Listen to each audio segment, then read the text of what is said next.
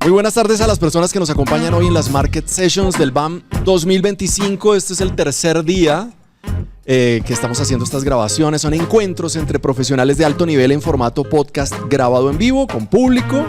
Es un espacio diseñado para conocer de primera mano nuevas tendencias del mercado audiovisual, escuchar conversaciones informadas sobre temas coyunturales de la región y acercarse a inquietudes singulares sobre el cine y el audiovisual contemporáneo. Gente que hace cine y audiovisual, un podcast que nació aquí en el BAM en 2018, como parte de esas ideas que uno empieza a gestar en el BAM. ¡Pum! Salió un podcast, ya este es nuestro 7º año, si no estoy mal. Nacimos como un podcast, ahora somos un medio de comunicación independiente que lo que hace es visibilizar las voces de la mayor cantidad de personas que trabajan en el cine y el audiovisual. Las registramos, las catalogamos y mucha gente afortunadamente aprende con esas conversaciones, como más nos gusta, que es conversando. Este contenido y particularmente esta charla llega gracias al BAM, pero sobre todo a la Comisión Fílmica Colombia, que entre muchas de las cosas que hace, pues tiene, esta charla se denominaba precisamente SINA, que es el Certificado de Inversión Nacional Audiovisual. Ya vamos a hablar de eso. Pero bueno, gracias a la Comisión Fílmica, y por acá hay gente de la Comisión Fílmica, ¿verdad? Un saludo para ellas y ellos.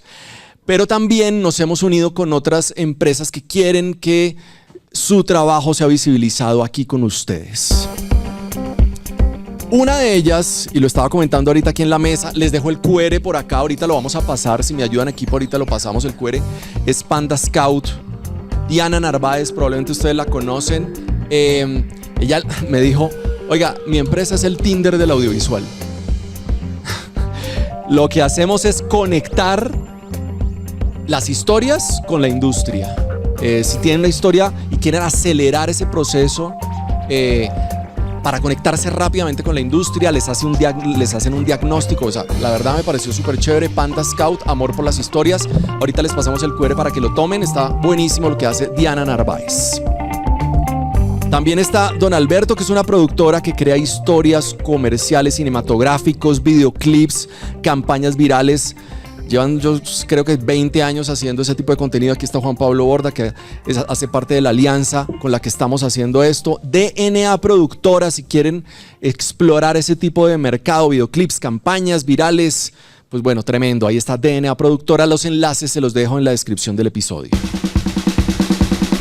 Este ya es el sexto episodio grabado aquí en el BAM 2025, con vos escuchando ahí del otro lado o viendo, si te gustan los video podcasts, con un público maravilloso que nos acompaña y que nos regala un aplauso. Gracias. Muy bien. SINA es un mecanismo que ha impulsado el trabajo actoral en Colombia, pero bueno, no solo el trabajo actoral, el trabajo en general de la industria en Colombia. Esta charla está fundamentalmente motivada y en alianza con Experiencias que Forman. Ya llevamos varios años haciendo esta alianza con gente que hace cine, Experiencias que Forman, donde lo que hacemos es conversar con las personas que representan los proyectos que han sido beneficiarios del SINA. ¿Para qué? Para que esa experiencia internacional que llega a Colombia pues se amplíe y que más gente conozca esas experiencias. Los SINA han contribuido a muchos aspectos del oficio actoral en el país a través de los testimonios de estas actrices y actores. Esta conversación dará cuenta de la diversificación de géneros y formatos que hoy se producen en Colombia, el contacto de los actores con esquemas de producción de distintas envergaduras y la visibilidad de los talentos colombianos a nivel regional. Le damos un aplauso a Susana Morales. Entre otras cosas, Úrsula Iguarán en 100 años de soledad. Entre otras cosas. Sí. Sergio Palau.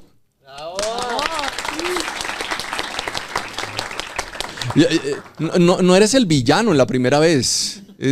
No lo soy. No, pero en algún momento uno como que se come el cuento, como que de pronto sí, como que no sé, ¿qué? Pues inicialmente realmente cuando me dieron el papel tienes el papel del antagonista, o sea, ese era el antagonista principal de la primera temporada, pero creo que se ha ido transformando, ¿no? Creo que los antagonistas van cambiando cada temporada, eso me parece. Uno se va encariñando. Yo creo que uno se va encariñando, desencariñando, ¿no? Creo que hay una dualidad de los personajes muy, muy interesante en toda la primera vez. Bueno, muy bien. Y por fin Por fin, Emanuel Restrepo en Gente que hace cine. De- ¿Cuánto llevamos charlando esta Como vuelta? 2 años, yo creo, mucho tiempo. No, pero nada, pero se dio. Sí, pero ya, por algún fin día acá tendremos estamos. que hacer episodio individual Acá con estamos, ustedes. sí, tremendo episodio. No, además. va a ser tremendo, además con público, mejor, ¿no? Sí, Chévere. Sí, nerviositos, pero Ah, sí. ¿qué? Además, alrededor uno está así como, Dios mío. Pero bueno, está muy bien. Pues nada, empecemos a conversar. ¿Ustedes cuándo fue la primera vez? Perdón. La primera vez. Bueno, y en el caso tuyo sí es que es totalmente la primera vez. Sí. Sí. Pero voy a arrancar primero con ellos. Pero, Emanuel, perdóname. La primera vez que tú tuviste un contacto con una producción que te enteraste que era una producción que traía una inversión internacional al país. Creo que fue la primera vez. Creo que ahí fue que yo supe el tema, porque yo antes ya había hecho unas producciones, unas más pequeñas, otras más grandes, como Yo soy Frankie para Nickelodeon, que era una cosa más grande hace años, pero creo que de... Noticia de un secuestro. ¿Noticia de un secuestro tiene? No sé, alguien que nos diga. ¿No? ¿Noticia? Gracias, Mafe. No. Gracias. Tenemos acá copialina, gracias. Muy bien. O sea que sí fue la primera vez. Sí, fue la primera vez. Y me acuerdo que además había como unas entrevistas que nos hacían y como unas, sí, como nos Unos preguntaban, testimoniales. unos testimonios que hacíamos. Y ahí fue que yo decía como, ¿qué es esto que estamos haciendo? ¿Por qué? Y ahí fue que fui entendiendo qué era lo que estaba pasando y por qué estaba funcionando así. Totalmente. Mira que creo que como industria, y lo hablábamos en la primera Market Session donde estuvo aquí Dago García, estuvieron de TIS, de Dynamo, y hablábamos precisamente era de, hace unos años Colombia era como la locación, pero para service internacionales, o sea, prestamos el talento técnico y los lugares, pero para historias que vienen de afuera. Entonces, no sé, Will Smith, en fin, Mark Wahlberg, todos ellos vinieron acá a rodar, pero acá tú tienes una experiencia de rodar algo que es demasiado colombiano, pero pues para que todo nos quede claro, eso es una inversión extranjera. Es finalmente Netflix el que invierte acá, pero se ve beneficiado pues por ese certificado. ¿Cómo fue tu acercamiento con la primera vez? Pues yo en realidad me enteré después de lo del tema de todo el financiamiento. O sea, yo realmente me enteré con un proyecto que hice que se llama La Ruta de Canal Tro. Y ahí me empecé a enterar pues que sí que hay como que empiezan a haber como ciertos financiamientos de nivel internacional, pero bueno, con la primera vez sí, o sea, mi acercamiento fue increíble, fue muy bonito. Creo que y lo hablamos la vez pasada, ¿no? Pero como que te sientes en realidad que no hay nada que enviarle a Hollywood, ¿no? O sea, cada vez empiezan a haber producciones que son a una talla internacional, que son series que se ven a nivel internacional y que son historias colombianas. Yo creo que el top pues yo viví en España durante mucho tiempo de mi vida y cada vez que voy, cada vez se habla más de las historias colombianas y están en el top 10 de Netflix las historias colombianas por lo menos. Entonces, y la primera vez aquí también a nivel Latinoamérica pues sigue siendo un boom, y bueno, creo que es muy interesante como poder cada vez seguir creciendo dentro de estas producciones y poder saber que no tenemos nada que envidiarle a Hollywood, por ejemplo. Total. Y ustedes dos pues claro, tienen un recorrido como actores porque ese es su oficio, pero Susana, tu oficio inicial no es la actuación, sino la danza. Sí, correcto. Y primer casting y ¡pum! 100 años, así. O sea, si los pones así. Pues, o sea, ¿nos explicas eso? Bueno, eso no sé cómo funcionó, eso fue un azar del destino, pero sí, básicamente yo fui a acompañar a una amiga. Es la historia de yo fui a acompañar a una amiga. No. Esa. Bueno. Esa Sí, pasa son harto, ¿no? reales, son reales. Pasa mucho, pasa mucho. No lleven amigos a los No lleven castings. amigos a los castings. Se los ganan ellos. Te lo roban. No, yo no me lo robé, o sea, yo solo estaba Ya no son ahí, amigas, ya no son sucedió. amigas. No, somos amigas todavía. Pero sí, ese fue el primer acercamiento con la actuación, con un set de grabación, bueno, yo había hecho como, no sé, en Medellín se realiza mucho como el tema de videoclips para canciones y no sé qué, pero ya estas dimensiones de producción son una cosa ridícula. Y pues creo que estamos, de alguna u otra manera, ya todos sabemos que se construyeron 4 Macondos, que hay un montón de cosas, o sea, el nivel de producción y de inversión que se le metió a 100 años de soledad fue de unas proporciones que no cabían pues como en mi cabeza de bailarina, que todo se hace pues en la U pública con las uñas, ¿sabes? Como Universidad de Antioquia. Universidad de Antioquia, sí. Entonces ahí como... Pero échanos el chisme del Día de la Amiga. Ay, lo que les gusta Por es el favor, chisme, yo sí, ya sí, por vi. favor. Por favor. Bueno, no, a ver, había un casting nacional que estaban haciendo que era abierto porque estaban buscando como perfiles nuevos, como cosas muy frescas, actores y actrices naturales, y hubo incluso como una página web a la que se podían subir videos. Esa página colapsó y el departamento de casting hizo un mapeo por varios departamentos y ciudades de Colombia. Y un día mi amiga, yo la veo y me dice, ay, tengo un casting el jueves, estoy súper nerviosa. Y yo, baby, yo te acompaño, no worries. Y te lo quito. Yo voy contigo. Fuimos, yo la dejé en el salón y me fui a comprar un café. Y sacó la cabecita y me dijo, tú también puedes hacer el casting. Y yo dije, pues... a lo mejor quedó como una bailarina de los gitanos, ¿sabes? Como algo, cualquier cosa por allá, árbol número 3. Y me empiezan ¿Árbol a 3? llamar. Y me empiezan a llamar y me empiezan a hacer callbacks. Y bueno, pues un día estoy en un almuerzo con los productores y yo dije, pero ¿será que todo el mundo almuerza con los productores? Yo creo que no. Y ahí ya nos contaron que íbamos a ser nosotros parte de esta primera parte de 100 años y me cambió la vida, básicamente. Claro, porque viene una película y estás haciendo televisión ahora. Vienen 2 pelis y ahorita estoy haciendo televisión, sí. Bueno. Ok, un poco de lo que nos está contando Susana tiene que ver con las diferencias que ustedes como actores empiezan a experimentar cuando llegan a producciones internacionales. Entonces, inicialmente, Emanuel, claro, vos estás en el teatro independiente, o sea, uno te encuentra en la maldita vanidad, pero también te encuentra en Malta, que es una película pues independiente, a mí me parece grande, ninguna película es pequeña, pero obviamente las dimensiones de crew, de procesos, ahorita tú estabas hablando, es que fue un casting a nivel nacional y es que yo recuerdo un poquito cuando me comentaban, cuando empezaban a hacer todos esos procesos de búsqueda de personajes en 100 años de soledad, pues fue una Fagua y su equipo gigante buscando por todo el país, la cantidad de personas, o sea, eso se puede hacer cuando pues hay una donde hay dinero para hacer esos tiempos. Si te preguntáramos inicialmente, vos que has estado como has estado en diferentes modelos, ¿sí? Ahora podemos decirlo, creo que es lo único que podemos decir, estás en 100 años, bien, para la segunda temporada, y hasta ahí podemos decir, pero has podido medir eso un poco.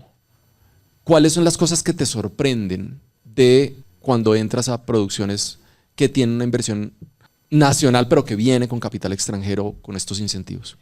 Pues yo creo que muchas cosas, la lista es muy grande, pero apenas me preguntas, tengo un recuerdo que no sé si sea muy inocente o superficial, pero tengo un recuerdo muy claro de un día en la primera vez, en la primer temporada, que teníamos un rodaje en exteriores, eran los primeros días en exteriores que teníamos y se hizo por allá en un barrio que se llama creo que Ayuelos. Y claro, habíamos tenido algunas locaciones pero muy chiquitas y algunas cosas como en interior. Y yo me acuerdo que el carro llegó y yo recorría primero carros como antiguos y después recorría trailers y no llegábamos a mi lugar y después carpas y cuadras. Y yo me pasa mucho, la gente que me conoce y que me ha visto en set sabe que yo llego y yo me pongo a caminar el set, como que yo me voy a caminar a ver qué hay. Y yo caminaba y yo decía, ¿qué es esto? Había una pantalla verde colgada en la calle porque que necesitaban que se viera como una calle de los 70, entonces los carros antiguos llegaban hasta un lugar y ahí venía una pantalla, una tela verde gigante colgada de una grúa. Y yo, Sergio ahorita dice como que no tenemos nada que enviarle a Hollywood, yo nunca he estado en Hollywood, no sé cómo sea, pero yo sentía que estaba en Hollywood, como que yo decía, así esto debe Así se ser. siente, sí. O sea, miles de personas, extras por montones, yo decía, ¿cómo van a alimentar a todas estas personas? ¿Quién está organizando? Yo me acuerdo El que al catering. final, o sea, de verdad, mis pensamientos eran como, ahora yo lo pienso, pues sí, como inocentes. Yo me acuerdo que al final del recorrido llegué a donde Mike, que es la productora, y yo le dije como, ¿tú cómo tienes esto en la cabeza? ¿Cómo se tiene una producción como esta en la cabeza?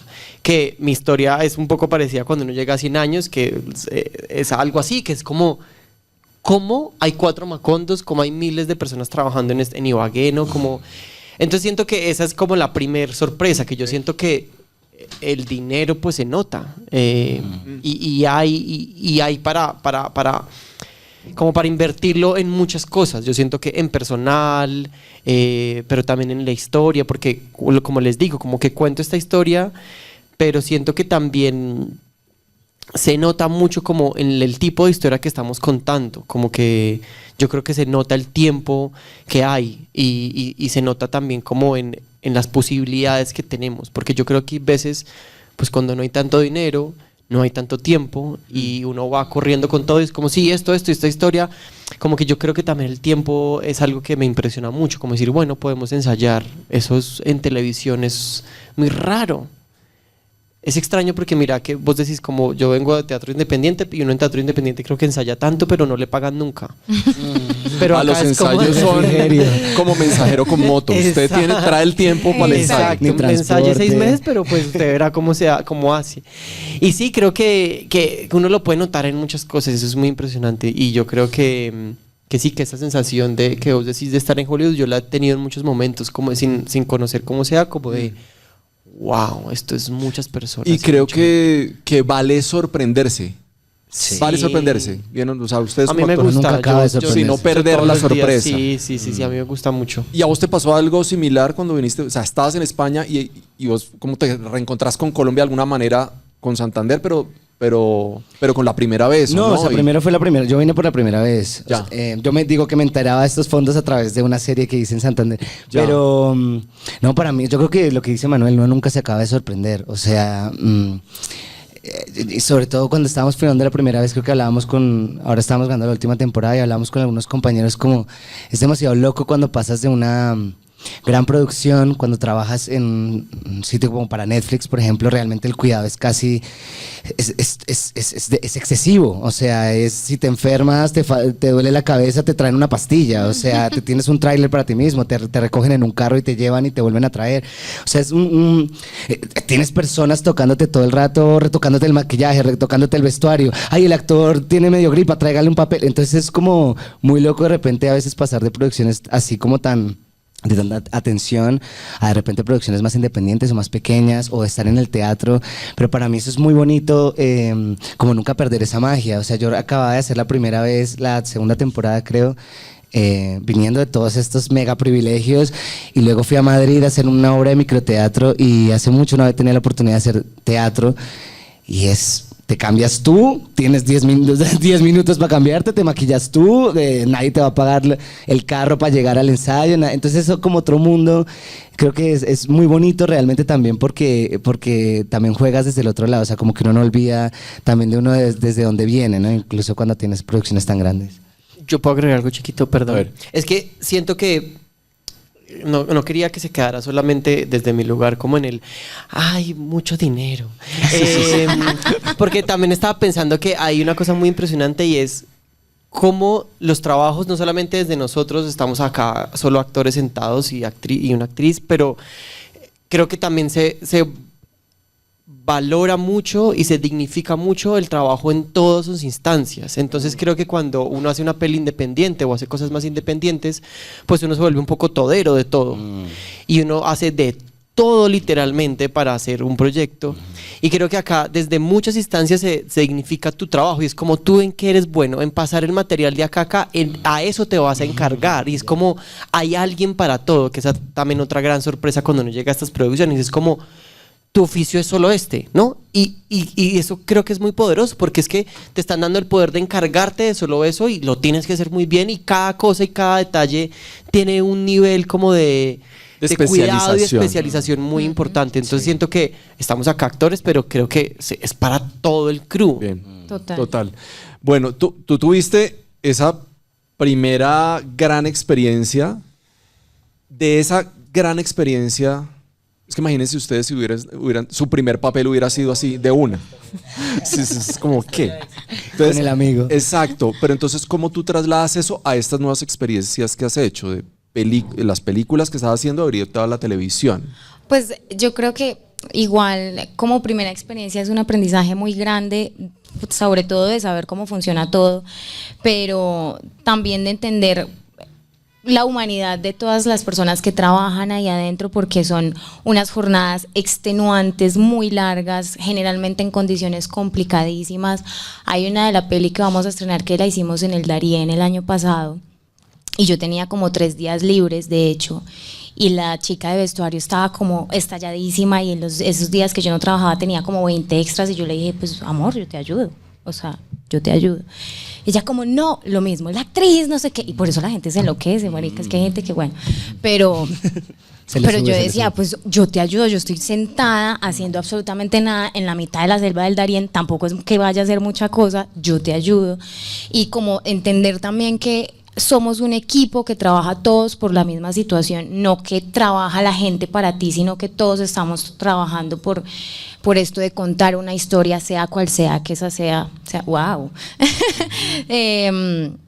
Porque siento que hay unas historias que tienen una prelación sobre otras dependiendo de cuál sea el gusto, pero todas ellas necesitan una cantidad de compromiso y de responsabilidad con lo que estás haciendo, y asimismo con el crew, como de entender que todos estamos en el mismo barco navegando hacia el mismo lugar. Dentro de esa cantidad de especializaciones que estamos mencionando acá, hay cosas que también hay roles que aparecen específicamente en grandes producciones. Entonces me imagino que, por ejemplo, primero el showrunner. Sí. ¿Listo? Entonces quisiera saber cómo frente a claro, que es una figura específica que también a veces, dependiendo de la producción, a veces es más es esa cabeza que está viendo todo de principio a fin. Hay producciones donde es más un jefe de cuarto de escritores que igual está pendiente de todo. ¿Cuál ha sido su experiencia con esa figura? A diferencia, digamos, estás hablando con una persona desde lo actoral, pero ahora viene otra figurita que es ese showrunner que también te habla. ¿Cuál ha sido la experiencia de ustedes? Si quieres, arranquemos a la inversa. Sí, entonces, en el caso tuyo, y ahí vamos, ¿cómo ha sido esa experiencia? Pues yo creo que, por ejemplo, mi experiencia dentro de todo esto, ya hablando de cargos, era que mientras yo estaba tratando de aprenderme mis guiones, yo tenía que entender quién era quién, o sea, qué significa un showrunner, qué significa... No, estabas aprendiendo la industria en el primer totazo. No solo como en los personajes, sino sí. en las cabezas de la industria, como un showrunner, un productor, bueno, ¿y qué hace? Y yo tengo amigos que han estudiado como cine y no sé qué, y yo era como, baby, o sea, no entiendo quién es quién, hubieras ¿sabes? Escuchado varios episodios de gente que hace cine. Y ahí lo hubieras entendido, linda. Pero claro, yo igual también siento que yo entré en un proceso en el que había muchísima atención y muchísimo cuidado, y es esto de que todo el mundo está como pendiente de que más o menos vayas bien como en ese camino. Entonces eran como unas conversaciones en las que eran muy bilaterales, no como algo que es mandatorio, sino que era dentro de lo posible, pues como un poco laxo, esa posibilidad de crear, de co-crear y de enriquecer lo que ya estaban los guiones, y cuidando obviamente hacia dónde se quería ir, pero en una conversación bilateral constante. Claro, pero entonces tú tenías, no sé, ¿Fagua estaba presente como preparador de actores? Él estuvo en la preparación antes Listo. de empezar el rodaje. ¿Y a ti quién te dirigió? Me dirigió Alex García. ¿Y él también era showrunner en esa primera temporada? No lo tengo claro. No era el showrunner, pero no me acuerdo. Ay, Dios mío, bueno. hice la tarea. No, te lo tienes por qué saber. No, está bien, ¿no? Esa hace parte de ese aprendizaje. ¿En el caso de ustedes? Los corchés. Pues yo he tenido Yo he tenido la fortuna, creo yo, de que he tenido como ese rol de showrunner, que además es un rol que uno de verdad como actor no entiende muy bien, porque pero justo eso, como que apenas estamos empezando a relacionarnos con él, como la fortuna de tener esos roles como súper respetuosos. En la primera vez es Dago, claro, y yo no conocía a Dago hasta el final de la primera temporada, ¿no? Como ¿En que, serio? Sí, y además era como, no, tu personaje está inspirado en Dago, pero yo nunca había cruzado. O sea, yo me crucé en Caracol y él me dijo como, hola, ¿cómo está? Él mantiene de afán. Y fue como, hola, chao. Y yo, un momento, necesito trabajar en campo. Le da la mano y sale corriendo. Necesito estudiarlo. Exacto, yo un momento yo lo estudio. Deme 5 minutos. Eso fue lo que me dio. No, entonces yo siento que Dago es muy respetuoso y él lo ha contado muchas veces y también las personas que están alrededor lo cuentan y uno lo sabe y uno también es testigo y es que pues es una persona que confía mucho en su equipo. Yo creo que él sabe armarse muy bien y después les deja como la banda para que la toquen. Y yo creo que tendrá que entrar en momentos muy específicos que además uno como actor nunca se da cuenta o yo no me doy cuenta. Yo creo que por eso digo que es fortuna, porque sería muy aburridor y muy que tuvieras estresante varios jefes hablándote. tener muchas voces, ¿no? Yo creo que en eso han sido muy cuidadosos. En la tercera temporada o en la segunda, no me acuerdo, entró a ser showrunner Mateo Stivelberg. Ah, ok. Y él dirigía, y él compartía el showrunner con Dago. Y él también dirigía, entonces bueno, ahí estaba como su voz implícita en la dirección, que yo creo que era muy poderoso igual tenerlo ahí. Y en 100 años yo no he tenido todavía la fortuna de estar ahí presente, entonces no sé quién sea la figura de showrunner, yo tampoco lo sé. Pero sí, creo que son muy cuidadosos en eso, pues sería horrible no tener como el monitor, el director, el preparador de actores y aparte de eso un showrunner. Yo creo que en eso también hemos sabido como, yo creo que como industria ecualizarnos muy bien y saber qué voz le habla a quién, ¿no? Porque sería pues muy estresante. Imagínate un showrunner diciéndole al de cámara, no, esa cámara no va así, ¿no? Como que yo creo que por eso están muy bien repartidos y como que hay unos, ¿cómo se dice? Como esa palabra. Límites. Sí, como unos roles y unas cosas muy bien armadas para uno que le no pertenecen saltarse. a cada oficio. Exacto, sí. Y en ese sentido, entonces, te modifico una gotica la pregunta, porque, por ejemplo, ustedes la primera vez tuvieron 2 directores siempre. Sí. Que eso es un modelo que para Más. ustedes como actores, No, o más. más de 2. ¿Sí? Sí, sí. Cada temporada 2. Por cada Por temporada. cada temporada 2. Pero entonces No, el tema... en la tercera tuvimos 3. Tati Ah, perdón, sí, Laura, sí. Sí, ya hemos llegado a tener hasta 4. Ok, entonces miren que como actores ese es otro tema que pues viene de las series, pero que también viene de ese esquema pues norteamericano, sí, de producción, y es que hay un showrunner, una cabeza, un creador de serie, pero te enfrentas a diferentes directores. Y entonces, ¿cómo te sentiste vos como actor ahí en ese sentido? Pues mira que es muy loco porque, no sé, nosotros obviamente pues llevamos muchos años, por lo menos en la primera vez que ya pues uno se empieza a quejar de cualquier tontería y no sé, hablando con gente como Verónica Orozco, Santiago Alarcón, que se ríen y dicen, ustedes son afortunados, o sea, ustedes tienen tráiler, ustedes no saben lo que era estar en las novelas antes de RCN o Caracol donde no había nadie que te recogiera, donde estas cabezas... Pues un showrunner era el mismo director y que era la misma, o sea, o igual que el actor era el mismo de maquillaje, la misma de vestuario, o sea, como que supongo que también gracias a que también, como dice Manuel, ha entrado más dinero, cada vez hay más dinero para pagarle a más gente y hay cada vez más cabezas. Nosotros, por lo menos, dentro de cualquier producción, uno va también entendiendo como con quién hablar o con quién no. Nosotros, bueno, como actores también tenemos managers, entonces a veces muchas cosas como que empiezas a entender qué puedes manejar tú como actor directamente con producción y qué puedes manejar a través de tu manager, con quién debes hablar si tienes algún tipo de problema respecto, pero si es un problema de producción o si es un problema de actuación o si es un problema, o sea, cómo vas aprendiendo como esos roles realmente. Yo qué sé, yo en la primera producción que hice, yo le hablaba al director como, sí, oye, mañana no puedo, no sé, como que si fuese el productor también, ¿sabes? Como que yo no entendía. Es como, no sé, eso háblalo con producción, eso yo soy el director, ¿sabes? Entonces uno va entendiendo como, vale, o preguntarle a producción un tema, pues es que yo también empecé muy joven y a mí me pasó un poco al revés, o sea, yo llevaba haciendo teatro durante muchos años de mi vida y mi familia pensaba que esa iba a ser mi vida, siempre era como el niño teatrero, pues. Y la primera serie que hice fue una serie muy grande a nivel de escala, fue en Europa y fue en Milán, y era una producción enorme y yo no... O sea, era la primera como... Yo había hecho una producción aquí en Colombia a los 14 años, en Canal 13, pero pues era una cosa muy pequeña. Y de repente para mí eso sí era Hollywood, o sea, era como... O sea, me decían, teníamos una profesora de acento que acaba de trabajar con Anthony Hopkins y con no sé, Gael García Bernal, y yo era como... ¿Qué? ¿Cómo así?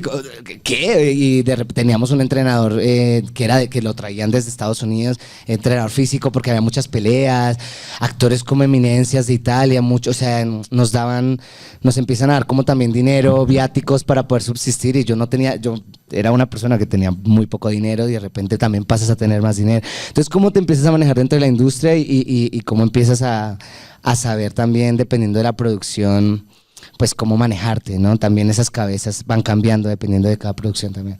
Que yo creo que también una cosa muy refrescante como de trabajar con varios directores en una misma producción hace que el producto final, pues igual ahí hay muchas manos metidas, pero la diferencia que tienen, aunque estén contando una misma historia, hace que se refresque en cada episodio o en cada minuto que vas viendo, como porque igual cada uno tiene su alma creativa y tiene unos impulsos y unas formas de componer las imágenes, la fotografía, la luz de una forma diferente. Entonces hace que se refresque mucho y que el espectador, cuando uno ya está del otro lado, pueda ver como estas sutilezas que tiene cada uno en su estilo de crear y cómo crean también su propio equipo, porque por ejemplo en 100 años Laura tenía un equipo, el de Alex, entonces, tenía un equipo diferente al de Alex de fotografía, no sé qué, entonces cada uno como que tiene unas líneas que se van viendo después al final, y esta situación de recibir una dirección diferente, aunque sea para la misma cosa, hace que tú también tengas que desarrollar un tipo de plasticidad en tu trabajo y de comprender el lenguaje con el que cada uno de ellos te habla. Entonces es lindo. Hemos hablado de showrunner, ahí hemos pescado como esa especialidad, pero también hay unos roles que han aparecido que creo que con los cuales ustedes también se empiezan a enfrentar, y es, por ejemplo, la coordinación de intimidad. ¿Sí? Tú tienes escenas íntimas en 100 años. Altamente. Sí, altamente. Sí. No sé si, por ejemplo, para Malta hubo coordinación de intimidad. Sí, fue el Sí. primer cargo, como Tati empezó, la coordinadora de intimidad, que después se convierte en la coordinadora de intimidad de 100 años, era el primer trabajo que hacía en Qué bueno. Malta. Ah, Y fue de las primeras veces que yo me enfrentaba, y fue de las primeras veces que ya me he enterado con contexto que como la industria se enfrentaba a ese cargo. Exacto. Acá en Colombia. Bueno, que es muy nuevo. ¿cuál ha sido su experiencia con ese cargo? ¿Sí? Y como ustedes como actores, porque creo que pues es un cargo para los actores, fundamentalmente. Fundamentalmente. Aunque Para el creo que cuidado, tienen bueno. también tienen una implicación también con el crew, con el trato que hay, con los respetos que hay en set. Bueno, es mucho más amplio. Y bueno, y creo que de esa primera formación, que si no estoy mal me corrigen, la hizo, no me acuerdo qué plataforma, el mayor número de coordinadoras de intimidad fueron colombianas. Wow. Sí, entonces tenemos como 3 o 4 coordinadoras de intimidad, y somos de los países que tienen más coordinadoras de intimidad. Entonces eso para nosotros como industria nacional, local, es súper importante. Pero entonces, como quisiera como actores, como esa figura de coordinación de intimidad, ¿cómo les sienta a ustedes? ¿Cuál ha sido esa aproximación a? No, a mí me parece vital, no sé cómo le hacían antes, porque me he sentado a hablar con actrices antes, era como, bueno, quítate la camisa, ¿por qué? No, pues porque se ve mejor sin camisa, y cosas así como de ahí para arriba, con la sexualización del cuerpo, con límites que quizá uno cuando está de este lado no sabe decir que no, y menos empezando, y menos cuando está joven, porque entonces tienes que hacerlo todo bien o dar lo máximo de ti para tu trabajo, pero también ahí se empezaban a desdibujar unos límites de la persona y de hasta dónde llego yo con mi personaje y hasta dónde soy o no profesional solo porque digo que no quiero que se me vean las puchecas en pantalla. Y para establecer los límites también, yo creo que de las escenas más incómodas que hay para hacer son las escenas íntimas, como porque estás desnudo en un set, detrás de la cámara hay otras 20 personas, estás muy expuesto, aparte tienes que pensar en la escena, en las líneas, en la emoción, y es un momento en el que estás como muy vulnerable. Entonces siento que se hace muy necesario, y que agradezco que haya entrado en este momento donde existe esta figura, porque es una figura que está únicamente encargada de cuidarte, bueno, si se acordó que no te pongo la mano sino acá o acá, entonces vamos a parar, o hay una palabra de seguridad, si te sientes incómoda, no sé, la mía era amarillo. Y yo, amarillo, tal, bueno, paramos, vamos a ver, nos vestimos, respiramos, ¿sabes? Como, porque se entendió, pues, las historias de abuso en la industria a lo largo de los años son horribles y son muchísimas. Entonces, esta figura se crea también, y me parece que es fundamental para el cuidado del trabajo en el set, porque se pone mucho ahí de la persona, y pues uno está trabajando finalmente con su cuerpo. Estoy de acuerdo contigo, o sea, con Susana, hay dos factores muy importantes cuando entra este nuevo rol de la coordinadora o coordinador de intimidad, y es, pues yo estaba en producciones donde a veces no se entra dentro de la producción, y he estado en producciones donde realmente la coordinadora entra dentro tanto de la producción como para el crew de actores. Porque bueno, nosotros como actores también, sobre todo cuando venimos como de la academia, ¿no? En la actuación siempre te dicen como el actor está dispuesto a hacerlo todo. Un actor tiene que hacer todo y tiene que estar desnudo ante el escenario y tiene que estar dispuesto a todo lo que diga un director, y realmente no es así. O sea, realmente uno también tiene límites, uno también tiene, sea con tu físico o por religión o por tus límites morales, lo que sea, o sea, y también uno tiene límites como actor. Las mujeres creo que son evidentemente las más afectadas dentro de esta industria, muchas veces los hombres también. Pero obviamente los casos de mujeres acosadas, abusadas por directores o por los mismos actores, creo que hay un caso muy famoso que la gente le conoce mucho, que es el de Marlon Brando, creo que era Tranvía, llamado Deseo, si no estoy mal, donde el director le dice, no, viólala de verdad, y la actriz, porque quiere una reacción genuina, y a veces pasa, eso pasa mucho, o sea, ni siquiera no nos tenemos que ir a Marlon Brando. Yo he conocido casos de novelas aquí en Colombia donde ponen actores naturales, como no, tócala de verdad, no, porque queremos una reacción orgánica, natural, y es un actor natural, es un actor que no tiene entrenamiento, que no sabe de límites, y probablemente no tendría por qué, porque lo están eligiendo pues también sin tener un entrenamiento. Entonces el rol de esta persona es súper importante para poder como marcar esos límites, y sobre todo que pues, el actor o la actriz se pueda sentir cómoda haciendo estas escenas, porque al final de cuentas pues tienen que ser genuinas, ¿no? Actoralmente tienen que verse naturales estas escenas, tienen que verse que disfrutas, pero a la vez hay una dualidad porque no puedes disfrutar mucho, porque realmente también es todo actoral, o sea, no puedes pasarte tanto, hay unos límites con la persona, y que haya esa persona como mediadora para que todo salga bien, tanto a nivel actoral, pero sin que haya esa incomodidad, o una persona que ha sufrido un episodio de violación, por ejemplo, y que le toque hacer una escena de violación, que pueda hablar esos temas con una persona que sea esta coordinadora de intimidad. Y por otro lado, pues el tema de la producción, que también por lo menos estas plataformas como Netflix o cuando he trabajado con Sky tienen estas charlas de acoso laboral, y que no en todas las producciones se tienen, que al principio, antes de empezar cualquier serie, se hace un llamado, hay una línea, si sientes un acoso, si sientes una palabra, y no solamente pues términos sexuales, sino también en bullying. Entonces como que cada vez que se vayan midiendo estas cosas, para que te sientas cómodo en el set, también que no haya racismo, que no haya homofobia, que no haya como todo este respeto dentro del set, para que cada vez sea más cómodo, no solamente para los actores, sino también para todas las personas del crew, ¿no? Voy a hacer una pregunta, pero entonces vamos alistando si tienen preguntas por acá. ¿Hay preguntas? ¿No? ¿Me dejan a mí la responsabilidad? ¿Ustedes creen que yo estoy preparado para esto? Bueno, el impacto en su carrera actoral, por supuesto, tiene que ver mucho también con la exposición. Y la exposición, así siendo como cacofónico, exponencial. ¿Sí? Me imagino que vienes de hacer biodanza y otro tipo de cosas, y de un momento a otro como ¡pah! Portadas, ¿sí? O que te identifiquen con un personaje. Me acuerdo que tuviste tu temporada Rigo, que hubo un momento en que como, a ver, pues. Sí. Por todos los pueblos. Sí. Sí. O en el caso tuyo, como venir de estar en un país, regresar a tu país, y de un momento a otro, pucha, ahora todo el mundo me...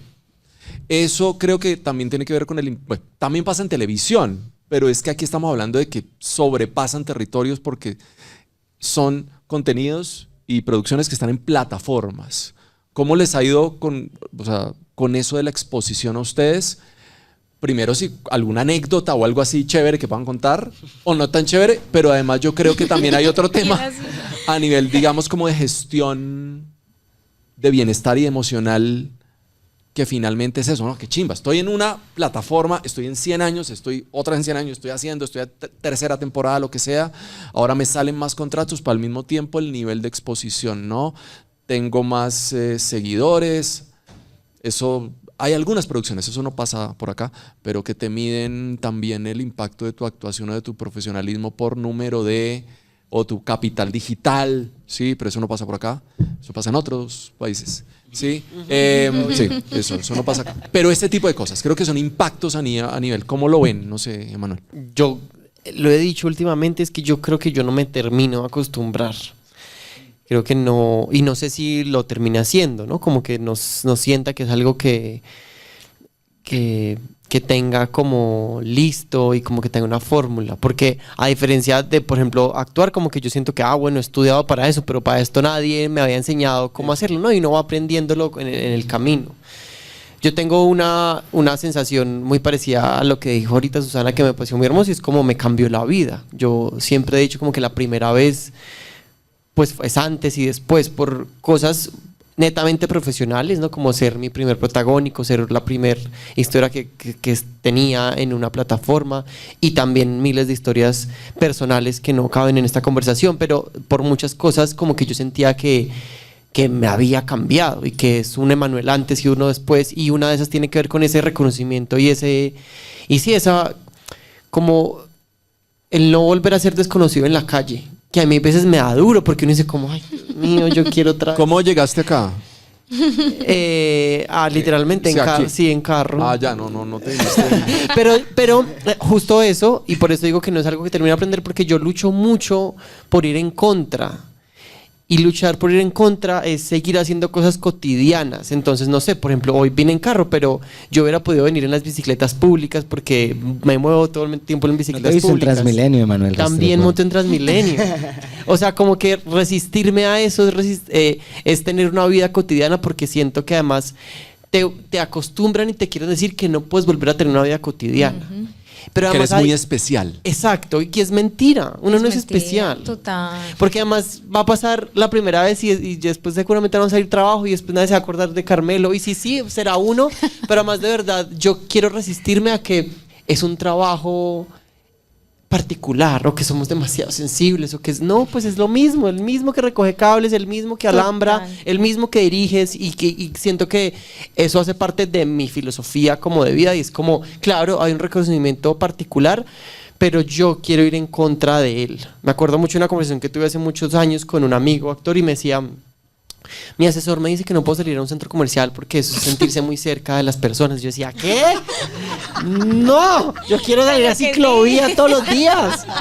Y quiero salir a la plaza a comer, ¿no? Como que de verdad yo tengo un trabajo muy consciente de ir en contra de esa especialidad, porque me cuesta, porque me parece duro, porque me parece difícil, y sí siento que definitivamente tiene que haber un acompañamiento pues particular, cada quien lo necesitará. A mí a veces me siento, es como... La explicación es esta que creo que le he dado a amigos, y es como, yo a veces siento que es o me estoy volviendo loco yo y la gente me está mirando, o si me están mirando y yo no estoy exagerando, porque mucha gente pues te mira y no te dice nada, y no es que te dicen, ay, hola, tú eres, pero hay otros que están... Sí. Entonces tú dices, ¿soy yo que me lo estoy inventando en mi cabeza? Como ¿O es que la persona y no me quiere hablar? Como que no me ha reconocido. A ver, ya, salgamos de esto. Y Salgamos de que esto. es la pelea constante con mis papás, que mis papás están allá y son, es él. Yo como, no hagan eso, porque también me ha pasado, al principio me pasó desde las grandes experiencias, que están así y yo hago, hola, y hacen como, es como, porque me estaba mirando entonces. Sí, total. ¿Qué quieren que Y porque es haga? natural, porque la gente reacciona de diferentes maneras, porque a veces te miran y no quieren una foto, ¿no? Como suponer que siempre quieren una foto, que quieren algo, es raro. Entonces sí, yo siento que es que yo vivo como aprendiéndolo día a día y yendo en contra de esa idea de que es algo Pero especial. la industria tiene apoyo para eso. ¿En qué sentido? No. En la post. Es que estamos hablando, es que la post, o sea, es No, una no vez te el cuentan ahí. reconocimiento. O sea, Válgase quien ok. pueda. ¿Y a vos cómo te ha ido con eso? Mira que estoy completamente de acuerdo con Emanuel en muchos aspectos. A mí me pasó como que nosotros filmamos la primera vez y obviamente no sale hasta un año después, realmente, ¿no? Entonces hasta te olvidas que como que hiciste una serie. Yo incluso había aceptado un trabajo así como de 2 semanas que me habían, o sea, que quería como dinero extra. Yo me fui a España y un amigo me dijo, oye, ¿te quieres venir a un restaurante burrito estas 2 semanas y te pagan no sé qué? Yo, listo, de una, tal. Y me fui al restaurante burritos y en el restaurante burritos pues venía venía la gente y me empezaba, claro, se había estrenado la serie, pero yo pues no había venido a Colombia, o sea, yo estaba... Un burrito y una foto, Un burrito y una foto, por favor. Claro, y mis redes Agrandado, sociales- por favor, con foto. Sí, era muy raro, o sea, yo no sé, yo también soy como, yo sigo manteniendo mi vida cotidiana y a veces como que también se me olvida, ¿no? Pues estando en Madrid, yo recuerdo la primera vez que me reconocieron, iba a la papelería de el señor pakistaní de toda la vida que siempre me saca copias y llegué ahí, habían unos mexicanos, ellos en pijama, así, con la baba seca y empiezan como, ¿eres tú, verdad? ¿Eres tú? Y yo... ¿Qué? ¿Qué? ¿Cómo ¿Qué así? hice? ¿Eres tú el malote? ¿Eres tú? Y yo, ¿cómo así? Claro, como bueno, ya entonces como que digo, ay, me pidieron una foto y tal, y yo ya pues decidí venir porque ya tenía que venir a trabajar a Colombia.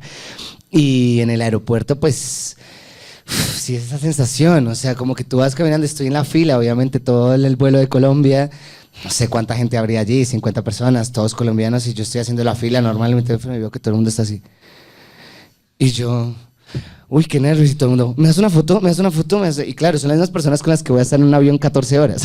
Entonces soy como, bueno, sí, claro. Y esto yo siempre supongo que a todos los que pasan por la fama les pasará igual, que es como, al principio es como, wow, me están reconociendo, claro que te doy una foto, por supuesto. Y luego ya... Estás en el avión y te paras para ir al baño y todo el mundo te está mirando. Te quieres echar un pedo y todo el mundo te está mirando. Como en plan, ya se empieza a volver. ¿Se echan pedos los Obvio, actores claro, nos famosos? echamos pedos. Increíble. Tengo un moco, no sé, yo un día a mí me pasó en un avión que lo acabo de dejar con mi pareja y quería llorar, o sea, lo acabo de estar teniendo como una pelea así y tengo 3 personas al lado mío así. Así. Y yo y como girándome, como no quiero que me vean, o sea, como que ya empieza a ser una cosa como, pues sí, se vuelve invasiva y es pues es natural, ¿no? Uno también pues está en el ojo público y creo que también hay un poco de conciencia de saber, bueno, al final pues sí estás en una vaina que todo el mundo está viendo, pero sí depende de las personas, hay experiencias buenas o hay experiencias malas, o sea, hay personas, por ejemplo, a mí en España me reconoce mucho por una serie que hice allí y los españoles, por ejemplo, creen mucho lo que ven en la televisión, ellos creen que la televisión, que pues sobre todo los abuelitos, es como que creen que tú eres el personaje y aquí en Colombia también pasa, como, uy, deje de ser tan malo con su hermana, no sé qué, y es como, y te gritan, Salseo, usted es muy malo, y como que tú te empiezas a dar cuenta como, esta persona cree que soy de verdad, o sea, que Salseo Te existe. consumió el personaje. Sí, no, o que te cogen en la calle, o que te atrujan, te creen que te pueden como tocar y abrazar, y claro, yo siempre soy muy amable, yo nunca sé negar una foto, ni siquiera incluso cuando estamos grabando la primera vez que no nos permiten tomar fotos con los fans porque estamos con el vestuario y llegan un montón de niños y yo no sé qué decir que no, y producción, que no puede ser foto, y yo, pero es que son niños, no sé decir que no. Entonces, pues sí hay como pros y contras de esto, obviamente tampoco, no todo es malo, ¿no? O sea, también la vida nos cambia de manera muy positiva, o sea... Fue llegar también y cuando uno empieza como a tener un reconocimiento, pues no sé, te invitan a restaurantes, te dicen, no, te invitamos a comer gratis, y yo... ¿Quieres que vaya a comer gratis a tu restaurante? No, solo subes una historia o te regalan ropa. O sea, como que hay cosas que también empiezan a cambiar, que son muy positivas, pero pues sí hay como esa parte también que yo también a veces tengo mucha ansiedad en muchos lugares porque pues sí es verdad que pues te das cuenta que te están grabando y yo vivo solo, yo voy, hago mi mercado, entonces siempre ir a cualquier supermercado pues es como que sabes que Vale, voy a estar en el supermercado y seguramente gente me va a pedir fotos. Voy a ir a sacar a mi perro y seguramente me va a pedir fotos. Voy a estar en el aeropuerto y ya te acostumbras a como, vale, ok, ya sé que va a haber gente que me va a pedir fotos, pero como que intentas igual seguir tu normalidad, ¿no? Y en el caso tuyo fue, pero... Pues Pero- igual yo es que no soy así de famosa, pero fue una locura, pues porque yo igual dentro de mí siento que sigo siendo, obviamente hay muchas cosas que han cambiado, pero dentro de mí mi esencia sigue siendo la misma, entonces cuando me ha pasado un par de veces como, ay, hola, ay, tú eres y yo soy como, ay, ¿qué? No sé, ¿qué hice? ¿Qué? Perdón. Entonces es como raro y siento que voy por la misma línea de Emanuel.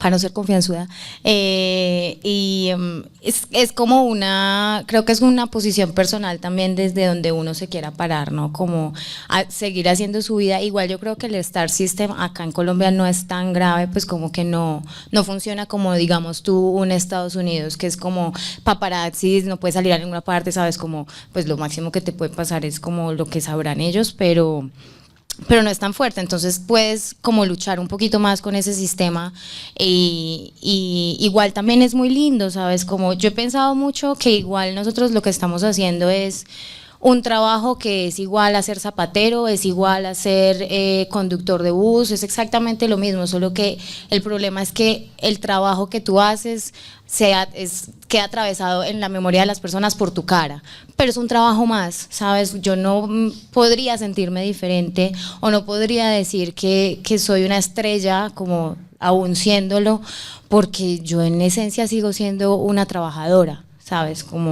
Y si sigo por esa línea de ideas y por esa línea de pensamiento, pues la fama pierde el sentido, pierde esta cosa de lo grande, de lo magnífico, de eres un dios y ay Dios mío, te vamos a arrancar el pelo, o sea, tampoco somos Cerati, ¿no? Entonces creo que es más como una posición personal, pero sí que definitivamente empieza a haber mucha más atención sobre la vida de uno y ahí sí creo que es un poco complejo como yo me he preguntado mucho como ¿será que yo puedo decir esto en redes? Una idea política, un pensamiento, porque entonces está el miedo de, bueno, si expreso esto, entonces después no me llaman de tal parte porque entonces claro, entonces eso sí me ha parecido muy, muy horrible, como censurarme a mí misma en redes. Abriste otra hora de conversación de podcast. Perdón. Con ese pedacito. Súper interesante. Pero está súper bien y chévere también que nos queden temas en punta. Estamos muy, muy cortos de tiempo, pero hay una persona que quiere hacer una pregunta. Acércate, por favor. Qué lindo Poncho. Te vas a sentar acá. Eso. Ay. Hola, colegas. Hola. Hola. Me parece muy chévere como escucharles un poco como estas experiencias. Justamente yo hice casting para esta segunda temporada de 100 años de soledad y como 2 meses después me llamaron un callback y yo fue como, ¿está pasando? Y ahí quedó. Y dije como, bueno, algo es algo. Y me pregunto, ahora que estamos en este espacio, que es como el BAM, antes de venir estaba en un encuentro con productores, directores y como que de los espacios, este es el tercer espacio que hay como enfocado a la actuación, como en estos espacios que es la industria como tal, donde vienen los distribuidores, productores, realizadores. Y como que nosotros, siento yo, somos como el último eslabón en esta cadena de la industria. Entonces, quisiera saber ustedes, ya después de lo que han contado, cómo ha sido la aceptación, cómo se sienten o cómo han sentido, voy a poner la palabra rechazo, de alguna otra forma, en espacios, puede ser como estos, que son profesionales, como, eres actriz, no, mira, es que ando buscando un productor, todavía no es tu momento, como que ayer me decían como, cuando yo tenga, te busco, por ahora estoy escribiendo. Sí, no, déjame ahí. Y también como el rechazo en general a este boom que son ahora. Si les ha pasado que pronto, no sé, alguien es como, no hables, no digas, ¿cómo lidian un poco eso? Pues yo creo que hay varios factores, o sea, el rechazo, primero porque somos seres humanos, siempre va a haber aceptación y rechazo en cualquier espacio, seas o no una figura pública o un actor. Por otro lado, creo que siempre es un arma de doble filo, por ejemplo, la fama, ahora que estábamos hablando de esto, respecto también a proyectos. Yo no sé si te puedo hablar como de rechazo en el sentido de entrar a un espacio y que todo el mundo te mire mal o algo así, pero sí rechazo también muchas veces en, yo qué sé, como cuando aplicas los castings, al final de cuentas, o sea, uno sigue haciendo casting, sigue siendo rechazado para un montón de proyectos. Y tal vez porque no quieren el de la primera vez, o no quieren ese personaje, o, uy, no, queremos hacer boom por otro lado, o es la competencia, ¿no? Entonces, como que uno al final siempre va a sentir ese rechazo constantemente, pues de pronto dentro de esta industria. Y también porque todo es muy subjetivo, ¿no? Habrá gente que le gusta tu trabajo, o que está alineado con lo que tú haces o como eres como persona también a nivel, pues lo que decía Susana, ¿no? A mí, por ejemplo, a mí me gusta opinar mucho también, a veces no involucrarme demasiado, pero sí ciertos temas que me parecen políticos, que me parecen importantes, repostear ciertas cosas o hablar de, no sé, los derechos LGTBI y te encuentras también en una cancelación o en un montón de... Existe lo que son los llamados haters, ¿no? Que yo creo que todos hemos vivido con eso y al final yo siempre recomiendo como no leas comentarios, porque tú puedes leer como 20 comentarios positivos, como wow, increíble, no sé, pero lees uno de uy, qué mierda de actor y se te queda aquí, o uy, ¿por qué habla así? Se te queda aquí, uy, es un creído, se te queda aquí, ¿sabes? O por ejemplo, pues tanto Emanuel como yo hacemos parte un poco de la comunidad LGTBI, hablar de esos temas también, hay mucha homofobia, o sea, muchísimo rechazo también por eso. Entonces, ¿cómo te vas moldeando de alguna manera dentro de la industria sin perder tu esencia, que es lo que dice Susana? Al final esto es una profesión y también somos seres humanos, y no dejar que te afecte lo que piensa todo el mundo, porque al final todo el mundo pues siempre va a tener amor o odio, ¿no? Entonces al final siempre es como centrarte un poco es en por qué haces esta profesión y qué es lo que te gusta de esta profesión y no por agradar o no a las otras personas. O sea, coincido con todo lo que acaba de decir Sergio. Tú ahorita hablabas de si somos el último eslabón. Yo creo que no somos el último eslabón, pero sí creo que no somos más importantes. Yo creo que somos una ficha más. Y también creo que justo la experiencia de un proyecto como la primera vez, o como estos proyectos tan grandes, eso no lo dijimos y también es una gran conversación. A mí me dio una gran lección de ni siquiera siendo el protagonista de la historia, ni siquiera estando en una historia como estas, somos importantes. Porque soy súper reemplazable. Puede haber otro actor que lo pueda hacer y va a llegar otra persona y va a llegar otra serie. No, porque yo siento que es como, listo, ¿no? Es que a mí me falta ser el protagonista para tomar voz y tener decisión y ser importante. No, ni siquiera eso. El día de mañana te pasa algo como protagonista igual y te pueden sacar y reemplazar por otra persona. Sí, entonces creo que fue como entender que es una ficha más. Y siento que, pues en estos espacios yo creo que hay que tenerlo muy claro y entender que, pues que sí, que habrá espacios para nosotros y otros que no. Definitivamente. Bueno, muchas gracias. Gracias. Entonces, gracias. Bien. Vamos a cerrar. Muchas gracias por esta conversación. Creo que aquí podríamos ir un ratico más. Uy, sí. Sí. Sí, al principio fue calentar. Le cogimos el ritmo. Estamos caliente. Pero perfecto. Bueno, muchas gracias en serio. Entonces, sobre todo, le doy gracias a la Comisión Fílmica Colombia, que es la que está gestionando los SINA y una cantidad más de proyectos, también proyectos de formación para cualificar cada vez más a la industria. Y creo que también nos quedan unas preguntas acerca de cómo los actores pueden tener, creo me quedó esto en el ambiente, como la necesidad de que los actores conozcan un poco más de cómo funciona todo ese totalmente armado. Sí, ahorita sí, ustedes antes de grabación me estaban preguntando sobre el BAM, porque probablemente es la primera vez que están en un BAM. En el BAM ayer me encontraba con un director de foto y con un cámara. No sé si los conocen, de pronto acá Guti y había otro que le dicen el Crazy. Y me encontré con ellos y me decían, ¿qué en el BAM? No, pues eso es para productores. Ellos, ¿no? Que hacen 5 series al año, 4 películas y 500 comerciales, ¿sí?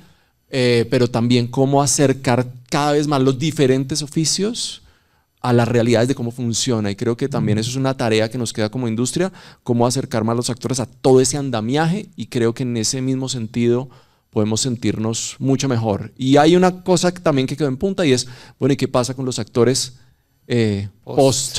Bien, si no solamente como que enseñamos a escribir la historia, en el caso de ustedes enseñamos a entrar en personaje, pero también cómo salir de esos personajes y cómo encontrarse con la realidad. Pero bueno, esos serán temas de próximos capítulos. Esto fue Gente que hace cine. Gracias. Muchas gracias a ustedes, por supuesto, por su tiempo. Al público que nos regala un aplauso, por favor. Gracias. Recuerden que esta y 8 market sessions más están quedando grabadas. Si hay alguien que estaba en otro tema por acá en el BAM y ustedes sí estuvieron, le dijeron, oiga, por favor, cuando salga este episodio Gente que hace cine, escúchenlo. Creo que hay varias frases camiseteables que dijeron ustedes para imprimirlas. Pues nada, muchas gracias también. Aprovecho acá para agradecer al equipo que nos está acompañando acá. Un aplauso para ellos, por favor. Por supuesto, a Panda Scout que nos acompañó, a Don Alberto, a la Comisión Fílmica Colombia, Proimágenes Colombia, al BAM. Sigámonos escuchando y sigamos aprendiendo como más nos gusta, conversando.